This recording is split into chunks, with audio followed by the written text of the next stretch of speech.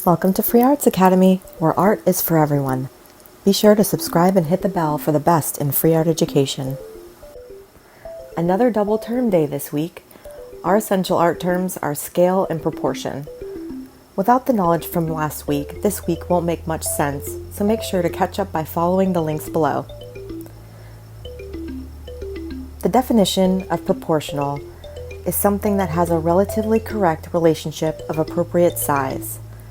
It's the size of objects that all make spatial sense.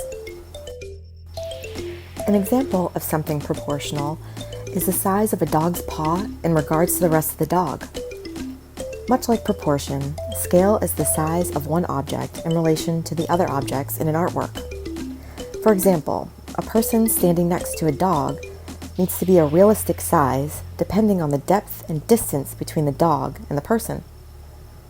For a viewer to best enjoy your art, you'll want to make sure you've got a solid understanding of proportion and scale. If you would like more examples of essential art terms, stay tuned for more tutorials and ring the bell icon when you subscribe to our channel. Please don't forget to come back often for more free art education. The next set of terms will build on what we've learned over the last few weeks, so feel free to review. Thanks for spending some time with us. Please click like and subscribe for more classes from Free Arts Academy, where art is for everyone.